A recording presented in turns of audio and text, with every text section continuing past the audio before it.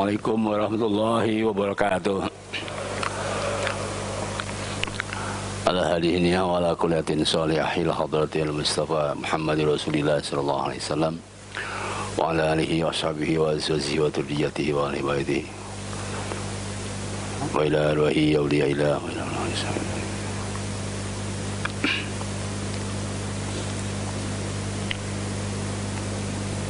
ghafarallahu dzunubahum wa wasi' kuburahum. Al-Fatihah.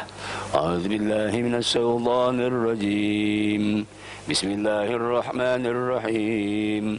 Alhamdulillahi rabbil alamin. Arrahmanir rahim. Maliki yaumiddin. Iyyaka na'budu wa iyyaka nasta'in. Ihdinas siratal mustaqim. Siratal ladzina an'amta 'alaihim ghairil maghdubi 'alaihim waladdallin. Amin. Rabbi shrah li sadri wa yassir li amri wahlul 'uqdatam min lisani yafqahu qawli waj'al li waziran min ahli. Allahumma alhimna ilman nafqahu bihi awamiraka wa nawahiyaka warzuqna fahman na'lamu bihi kaifa nunajika ya arhamar rahimin walhamdulillahi rabbil alamin. Mari kita lanjutkan tafsir maudhu'i. Dan hari ini kita akan membahas tentang syukur nikmat hari kemerdekaan 17 Agustus 1945 sampai 65. Ya, kita bahas surat Ibrahim ayat 7.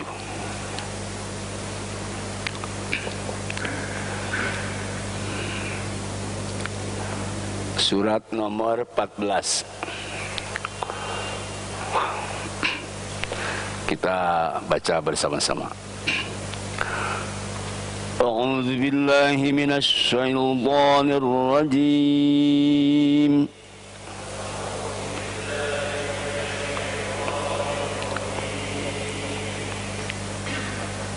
Bismillahirrahmanirrahim.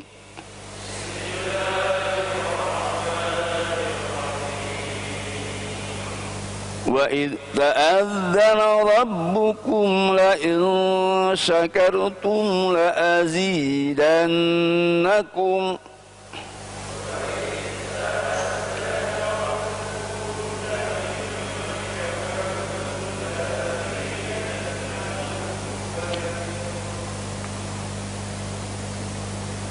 وَإِذْ تَأَذَّنَ رَبُّكُمْ لَئِن شَكَرْتُمْ لَأَزِيدَنَّكُمْ.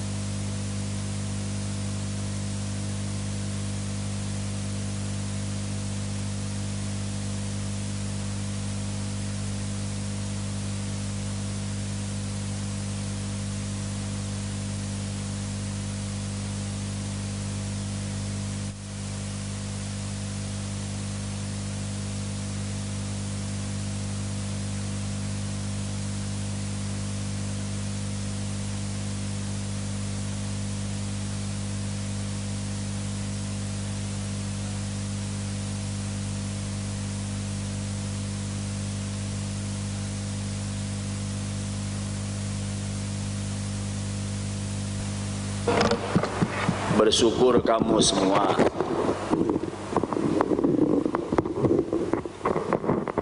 La niscaya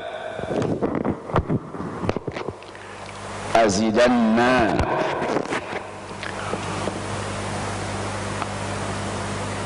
la niscaya azidanna bakal menambah atau benar-benar bakal menambah aku kum akan kamu semua.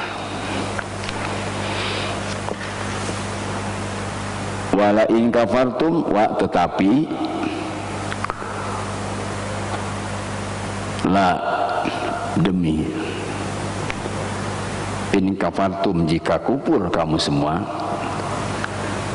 inna azabi sesungguhnya azabku la syadidun benar-benar sangat keras, sangat berat. Silakan diterjemahkan. Dan ingatlah ketika Tuhanmu memaklumkan, sesungguhnya jika kamu bersyukur, niscaya aku akan menambah nikmat kepadamu.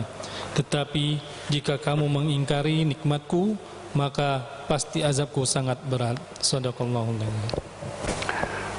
Ayat ini sangat familiar, sangat masyhur dan sudah banyak yang hafal tentang ayat bersyukur. Nah, kenapa hari ini kita bahas ayat 7 surat Ibrahim ini? Karena insya Allah kita besok tanggal 17 Agustus tahun 2020 yang ke-75 tahun. Tentunya kita sebagai umat beragama, nah, kita bersyukur. Nah, ini ayat menjelaskan tentang judulnya bersyukur kepada nikmat Allah. Tentu saja kalau aspek tafsirnya tentang bersyukur dari surat Ibrahim 7 ini, kita harus melihat beberapa kalimat yang ada pada ayat ini. Pertama, la in syakartum atau la syakartum, kamu bersyukur. Kedua, azidanakum, aku akan menambah nikmat kepada kamu. Dan ketiga, in kafartum, kamu jika kufur atau jika kamu kufur. Kemudian ada adabi lasyadid, ada adab Allah yang sangat keras. Jadi dari 4 kalimat ini yang dipakai judul kalimat syakartum, sedangkan azidanakum, kafartum dan azabi ini subjudulnya. Nah, kira-kira seperti itu. Saya ingin juga menyampaikan tentang metode yang kita kaji setiap Ahad malam. Kita menggunakan metode ABC namanya. Pendahuluan, kemudian penafsiran, dan kemudian ada kesimpulan.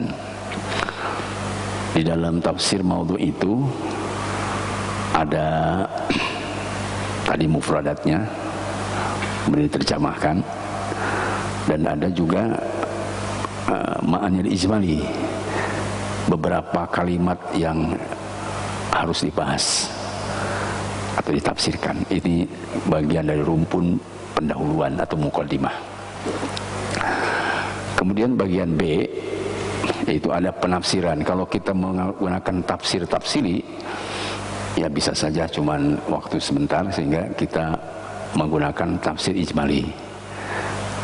Penjelasannya, penafsirannya secara singkat atau secara global, hanya diambil dari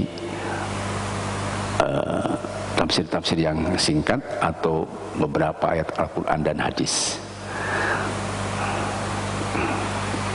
Kemudian ada nanti kesimpulan bab C-nya. Tetapi di dalam tafsir tafsili, karena maudhu'i, itu harus ada 4 data.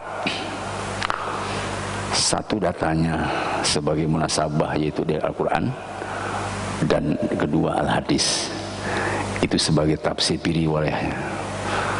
Data ketiga itu harus ada dari tafsir yang kita ungkap, yang kita ambil rujukannya. Sedangkan yang keempat, datanya harus ada yang terjadi di masyarakat, yang sedang terjadi itu yang realitas.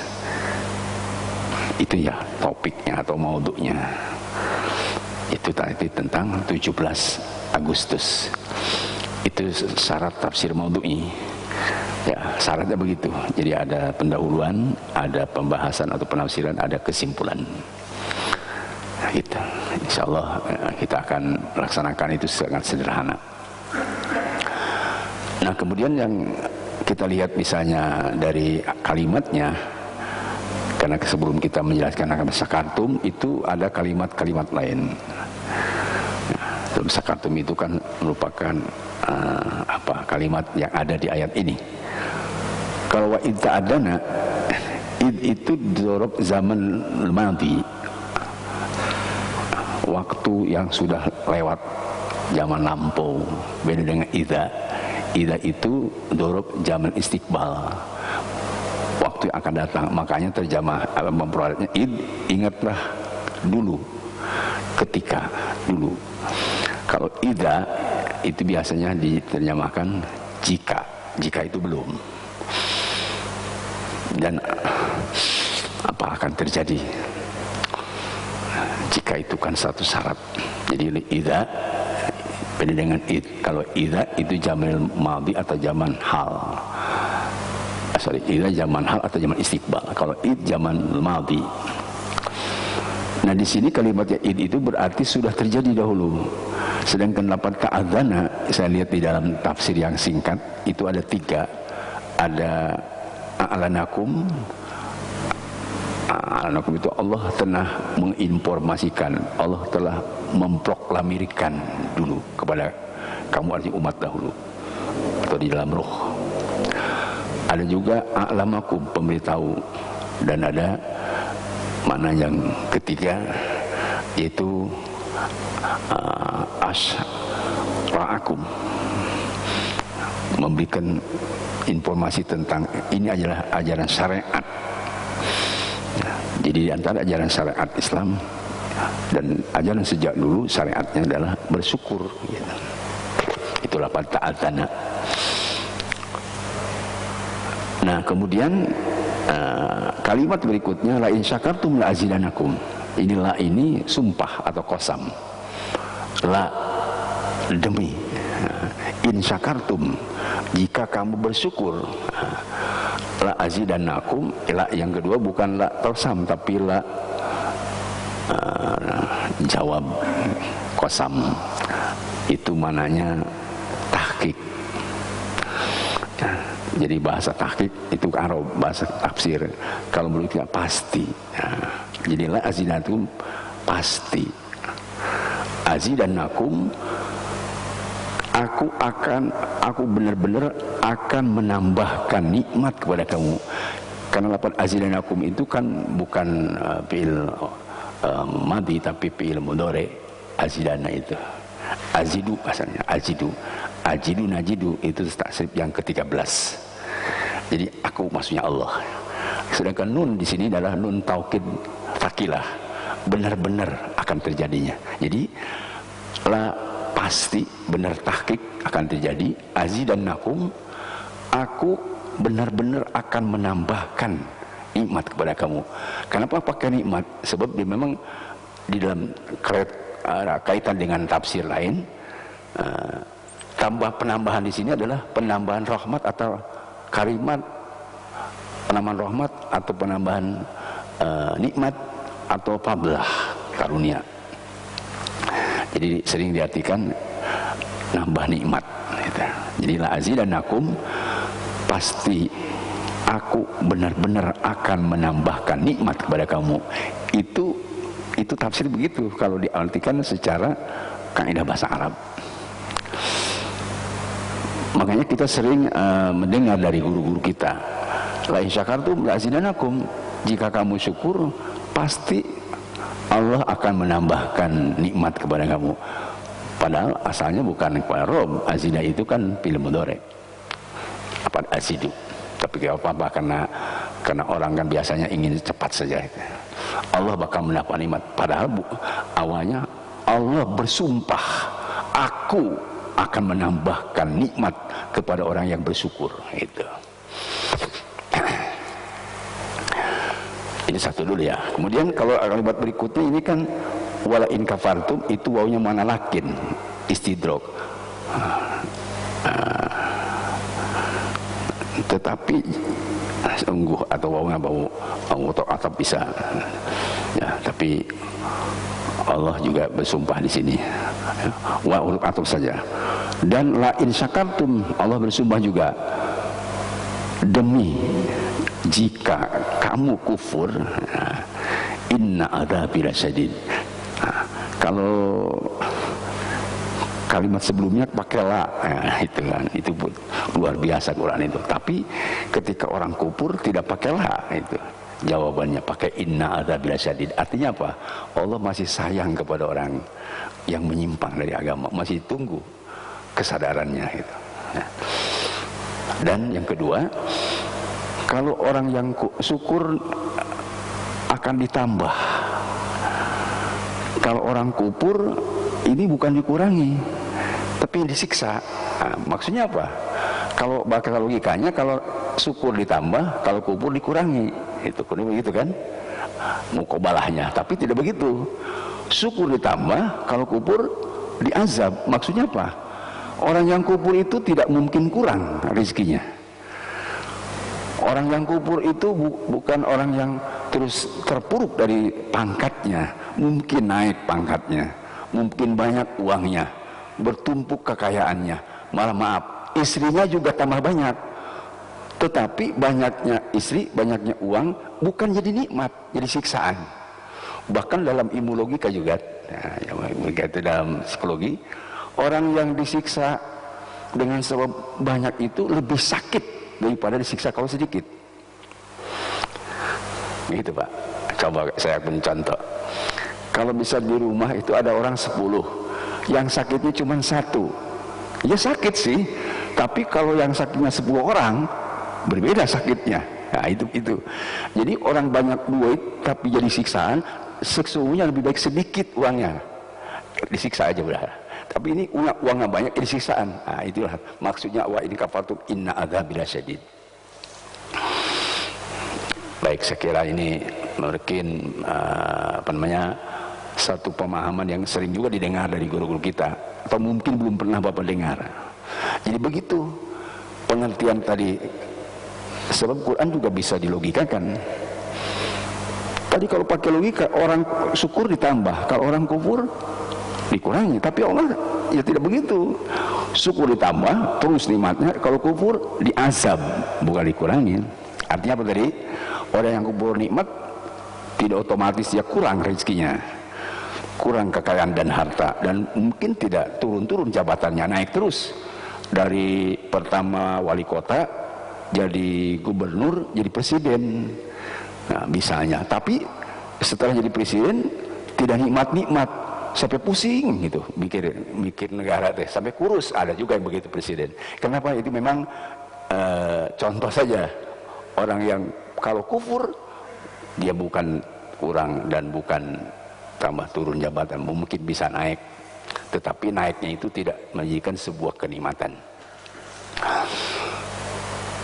Baik, berikutnya, karena tadi datanya kita harus ada Quran dan hadis. Kalau untuk mencari data dari Quran, hadis, metode tafsir maudhu itu, kita boleh munasabah. Munasabah itu korelasikan kepada ayat sebelumnya atau ayat sesudahnya. Kalau muqaranah itu dibandingkan dengan ayat yang jauh. Dan munasabah juga ada penafsir ini sebagai munasabah, korelasi dengan ayat yang jauh, boleh saja, sebab itu hanya istilah di tafsir. Kalau kita korelasikan, munasabahkan dengan ayat sebelumnya, ini pas dengan hari ini kita memperingati 17 Agustus atau besok, karena ada wajah munasabah, ada kesamaan sejarah. Coba kita lihat ayat sebelumnya. Ini munasabah kepada ayat sebelumnya. Nah, apa itu? Di ayat 6 Allah jelaskan Idh qala Musa liqaumi dzkuru ni'matallahi 'alaikum. Ingatlah ketika dulu Nabi Musa pernah mengajak kepada kaumnya, udhkuru nikmatallah alaikum.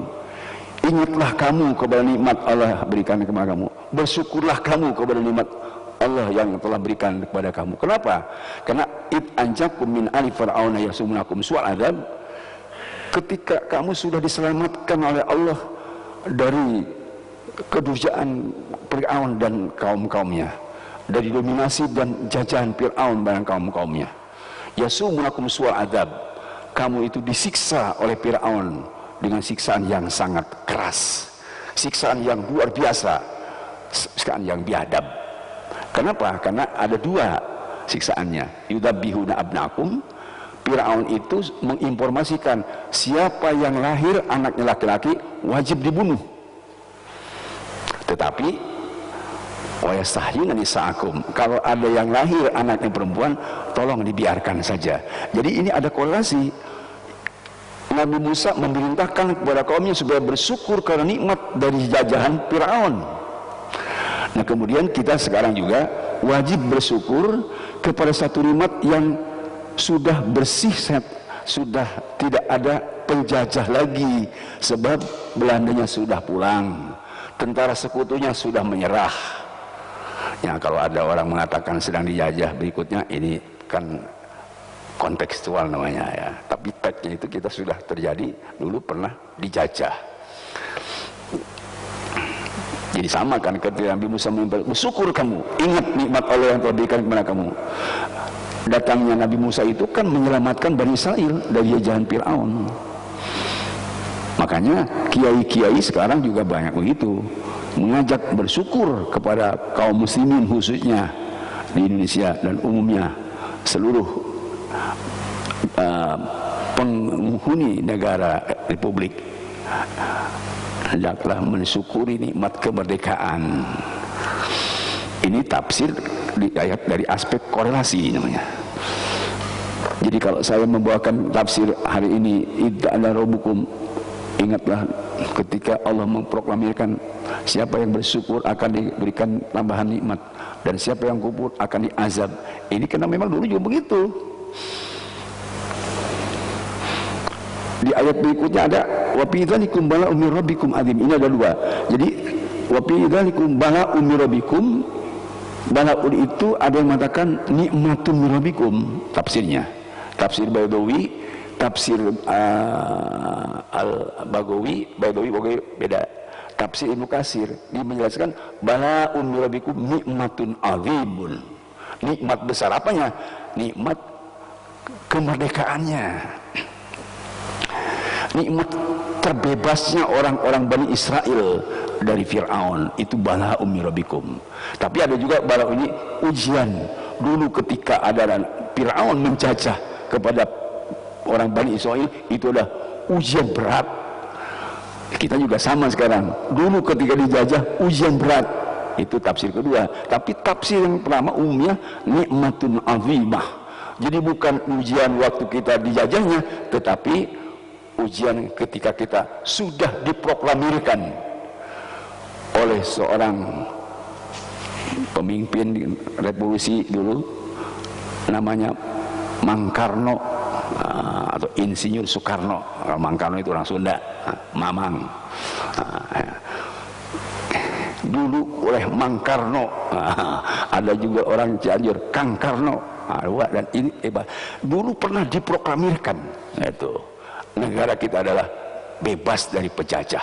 Alhamdulillah, gitu kan? Bersyukur. Tetapi ini ada ayat berikutnya, kalau kufur ini yang menjadi berat. Kalau kita tidak syukur kepada nikmat, maaf, syukur itu kan bisa diungkapkan dengan lisan, bisa dengan alhamdulillah, dan bisa dengan wujud pemberian hasanat, pemberian kebaikan, amal soleh. Syukur itu. Makanya kita harus memberitahu kepada masyarakat kalau 17 Agustus bukan main karung pengen kalung apa balap karung, atau bukan hanya tarik tambang, atau saya kan ingatnya kalau dulu waktu kecil kalau 17 Agustus makan kerupuk gitu. Padahal bukan, ini contoh saja. Kalau hanya itu, apalagi panjat pinang, aduh itu mah sudah saya uraikan tahun lalu. Itu panjat pinang, dipanjat lalu dipinang, kan salah. Harusnya pinang panjat, itu yang benar. Dipinang dulu baru dipanjat. Nah, namanya juga salah gitu. Jadi pinang dulu, khitbah dulu ya gitu. Ini panjat pinang itu bahasa yang salah sebetulnya, dan saya dengar cerita dari orang tua itu pelecehan dari para penjajah terhadap pribumi yang dulu sedang dijajah ya. Jadi para penjajah suka nyuruh kepada pribumi kalau mau mengisi kerupuk supaya naik karena itu naik pinang gitu. Kan cuma kerupuk di atas, diikutin gitu ya, katanya sih begitu, Allah alam, saya nggak tahu. Tapi kalau itu benar, aduh penghinaan itu. Apalagi anak kecil panjat pinangnya kebetulan pakai celananya terkenceng, sepertinya ini masalah. Baik, jadi ini selorohnya seperti itu. Nah, kemudian sekarang ada kaitan dengan korelasi ayat dan hadis tadi. Kalau korelasi hadis yang saya lihat itu ada 2 hadis yang hubungan dengan masalah ini. Tadi wajib bersyukur sekecil apapun, kalau tidak diazab. Makanya ada 2 hadis itu korelasinya. Ada innal abda la yuhramu rizqu bidzambi yusibuh, itu satu. Ada manusia yang dihalangi rizkinya jadi miskin sebab dia ditimpa dengan banyak dosa, bidzambi yusibuh, banyak maksiat yang dilakukan sehingga dia dikurangi rizkinya, dihalangi rizkinya. Ini satu. Jadi kalau saya lihat pemahamannya, karena dulu waktu muda dia menyia-nyiakan waktu, nah sehingga dia tidak menjadi pemuda produktif dan akhirnya jadi miskin. Nah, itu bisa begitu, bidzambi yusibuh. Jadi tertimpa dengan sebuah dosa karena dia maksiat lalu tidak tobat, tidak membuat hal yang produktif, maka akhirnya dia yuhramu rizqu, jadi masakat, jadi miskin. Itu satu. Berarti dia kufur nikmat terhadap kesehatan yang Allah telah berikan. Itu satu. Ya, kalau kita kufur nikmat waktu muda, ya kita lihat, Bapak, saya maaf, ada teman-teman kita kan dulu, Bapak lihat dengan Bapak sendiri yang sudah sukses, bagaimana teman kita dulu yang menyia-nyiakan waktu. Lihat ya, kelihatan ya, tidak harus ya. Kalau saya kelihatan Pak, saya dulu saya waktu SR sampai di pesantren sampai kuliah, saya juga melihat teman-teman yang tidak serius belajarnya gagal Pak. Itu berarti tidak syukur nikmat tentang masa muda. Itu satu. Kedua, ada hadis yang terkenal juga. Rasulullah pernah sidak keluar dengan sahabat, lalu marra birajulin sa'ilin. Rasulullah lewat, ada orang yang minta-minta seperti hak Rasulullah. Kebetulan Rasulullah pada saat itu hanya ada sebiji kurma, lalu diberikanlah kepada orang yang minta-minta itu, malah ditolak. Dia tidak senang menerima dari Rasulullah itu. Tetapi ketika lewat lagi, ada seorang yang minta-minta lagi, lalu diberikanlah kurma itu. Dia bilang, qala hadhihi min Rasulillah, subhanallah. Dia senang, bukan hanya dia menerima, subhanallah, ini dari Rasul. Aku bangga menerima sebiji kurma ini.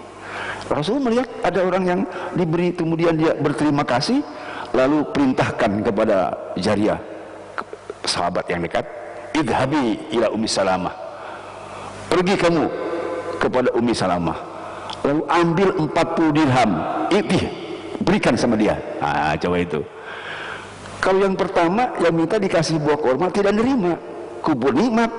Yang satu lagi begitu dikasih sebiji kurma diterima, bakal subhanallah. Akhirnya bukan hanya dapat sebiji kurma, Rasul perintahkan kepada sahabat lain supaya ngambil dari Usamah ada 40 dirham, lalu dikasih. Coba saya tanya, mana yang untung? Yang minta-minta yang pertama atau yang minta yang kedua? Jawabannya, kenapa dia dapat 40 dirham? Karena menerima, bersyukur kepada pemberian orang meskipun sebiji kurma. Nah, ini contoh di hadisnya.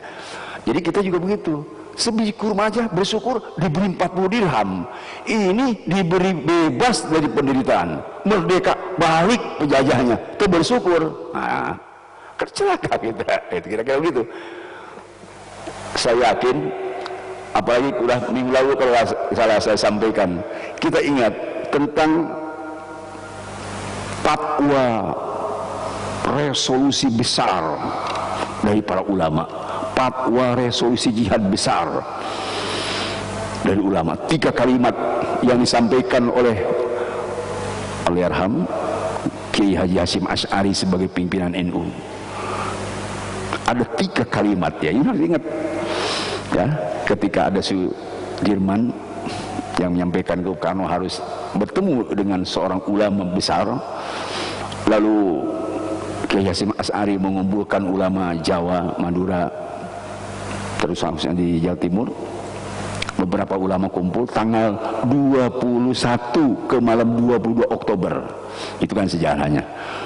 Kenapa? Karena untuk menghadapi sekutu yang kedua, setelah Belanda pulang datang lagi sekutu Inggris, Prancis dan yang lainnya. Menghadapi persoalan itu, kemudian ada utusan khusus Pak Presiden Soekarno menemui Kiai Haji Hasyim Asy'ari. Bapak masih ingat ada berapa? Udah belum lama kan, kalau nggak salah minggu lalu ya, minggu itu lalu ada 3. Satu, keputusan rapat para ulama fatwanya, tidak boleh warga negara NKRI, muda, tua, kaya, miskin, pejabat, rakyat, ulama, bukan ulama, santri, kiai, harus semua melawan penjajah. Usir itu penjajah dan lawan itu para tentara sekutu meskipun kuat. Itu yang pertama. Ini sebetulnya saya punya alasan di Quran surah Al-Anfal ayat 45 kalau saya. Ya ayyuhalladzina amanu idza laqitum fi'atan fasbutu fadhkurullaha la'allakum tuflihun. Itu ayatnya, tapi di dalam saya lihat di teks itunya tidak ada ukurannya. Enggak apa-apa, saya nambah saja. Wahai orang beriman, apabila kamu berhadapan dengan musuh, fasbutu, tetap pendirian dan harus siap melawan, tetapi dengan modal fazkurullah, zikir kepada Allah. Makanya Bung Tomo selalu takbir ketika menghadapan dengan musuh. Ini yang pertama. Yang kedua, setiap orang yang gugur di medan perang untuk melawan penjajah, baik sesudah atau sedang dan sebelum kemerdekaan, maka itu harus dihukumi syuhada, syahid. Itu sebenarnya surah Al-Imran atau surah Al-Baqarah 155. Wala taqulu liman yuqtal fisal amwat bal ahya'un inda rabbihim yurzaqun. Memang ada ayatnya. Nah, apalagi kalau kita misalnya sekarang melihat teman-teman kita di masjid-masjid, ya kita sebagai ngaji. Kalau teman-teman kita yang nggak ngaji pilihan, baca Yasin, baca doa, zikir untuk dipersembahkan, dihadiahkan kepada para pejuang waktu zaman kemerdekaan, baik sebelum kemerdekaan atau sedang berkemerdekaan atau sesudahnya. Itu tidak bertentangan dengan fatwa para ulama pada saat itu, sebab mereka adalah syuhada. Karena itu mudah-mudahan kita juga sekarang berdoa kepada Allah, mudah-mudahan yang gugur di medan perang dulu waktu kemerdekaan, mudah-mudahan dirahmat di kuburnya, diampuni dosanya, dan dicatat sebagai syuhada mereka. Senang riang kepada mereka. Mudah-mudahan, amin ya rabbal alamin. Itu dua. Yang ketiga, siapa saja warga NKRI yang berbelok dan mendukung kepada tentara sekutu, yang mengkhianati perjanjian dan fatwa besar dari ulama, maka hukumnya murtad, halal darahnya dan harus dibunuh. Dihukum mati maksudnya, ya, ditek-teknya hukum mati. Itu begitu kerasnya Hasyim Asy'ari terhadap orang yang menyimpang dari keputusan para ulama. yang tidak mendukung NKRI dan yang menjual NKRI itu di dalam fatwa di dalam fatwa Hasyim Asy'ari ditandatangani dan seluruh ulama halal darahnya. Coba itu, kan itu ada ayatnya. Wa may yartad minkum an dinihi fayamut fa huwa kafirun ulaika habitus amalum, atau di surah Al-Imran, la taqul alladziina kafaru fil bilad, janganlah kamu tertipu oleh masuknya orang-orang luar ke negeri kamu. Jangan kamu tertipu oleh orang-orang Belanda yang datang ke Indonesia. Mereka bukan hanya cari rempah-rempah, tapi untuk menjajah akidah. La yaguruna kata qabuluna kamu, jangan kamu tertipu. Orang-orang Cina yang datang ke Indonesia itu bukan hanya usaha, tapi memurtadkan kamu. Kira-kira begitu surah Al-Imran ayat 191. Baik Bapak semua, kira-kira itulah tadi mana syukur. Ya, mana apa? Bersyukur, supaya kita juga mendapatkan nilai. Saya kemarin dapat kiriman WA. Ya, kiriman WA itu untuk supaya kita juga bisa bersyukur kepada Allah Subhanahu wa taala. Ya, seperti yang sudah diungkapkan oleh para pendukung kita, para pendahulu kita. Ya, kalau saya di sini ngajak Bapak untuk membaca sama-sama lagu Himmat Syukur, ya kan tidak apa-apa. Tadi ngaji sudah kita, tapi mananya kan bagus itu. Ya. Syukur yang ditulis oleh H. Al-Mutahhar, itu Habib maksudnya, bukan Haji. Bisa Bapak lagu syukur? Bisa? Takut tidak bisa lah. Ya, bisa Pak. Coba, siapa yang bisa? Gimana Pak? Bisa? Hah? Yuk kita agak apa lah ya. Kalau mau Pak.